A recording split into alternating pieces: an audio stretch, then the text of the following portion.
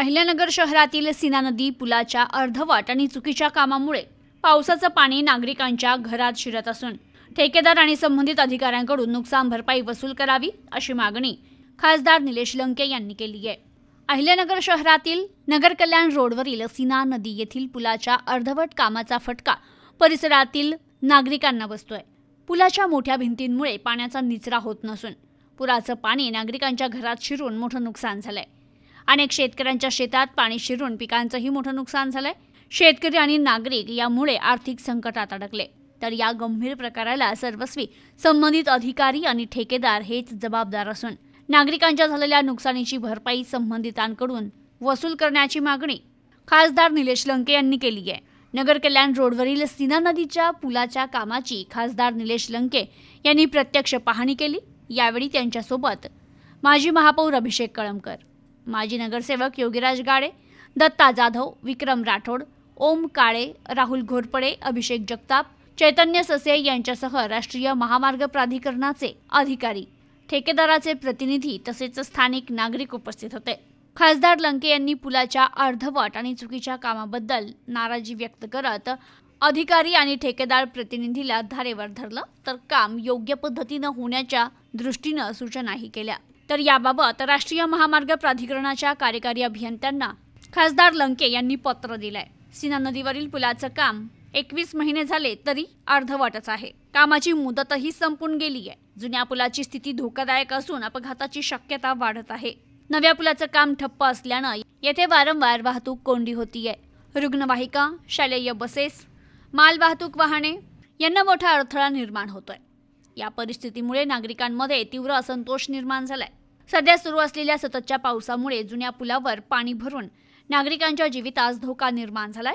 तर यास संबंधित ठेकेदार एजन्सी हेच जबाबदार आहे। तर या कामाबाबत संबंधित एजन्सी अधिकारी यांच्याकडून सविस्तर अहवाल तसेच काम मुदतीत पूर्ण का नाही झाले याबाबतचा अहवाल मागवावा।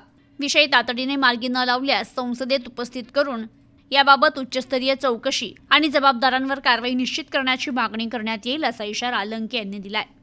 आता संबंधित विभागाचे अधिकारी इथे, कॉन्ट्रॅक्टर पण इथे, काय झालं, ही जी वाल बांधलेली त्या वालीमुळे जे पाणी दाबलं गेलं आणि त्या पाण्या दाबल्यामुळे ते पूर्ण इकडल्या घरांनी गेलं म्हणजे कमरे इतकं पाणी गेलं।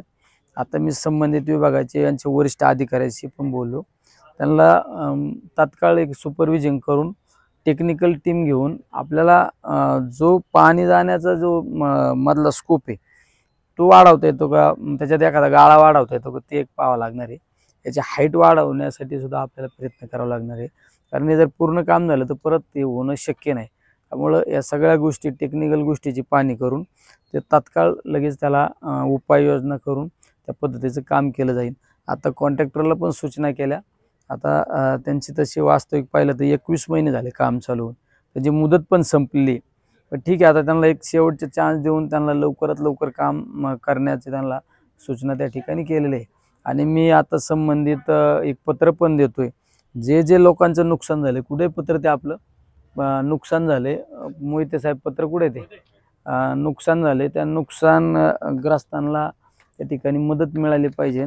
आणि हे सगळं राष्ट्रीय महामार्ग 61 वर सीना नदीवरील अपूर्ण पुलाच्या कामाबाबत तातडीने कार्य होण्याबाबत आणि हे सगळे दोषारोप डिपार्टमेंट आणि त्या कॉन्ट्रॅक्टरवर दिलेले, जे जे नुकसान झाले, आता या लोकांचं पूर्ण नुकसान झाले ते नुकसान भरपाई सुद्धा यांच्यावर आपण ॲलिकेशन करणार आहे, त्यांच्याकडून भरपाई करून घेण्याचा प्रयत्न करणार आहे।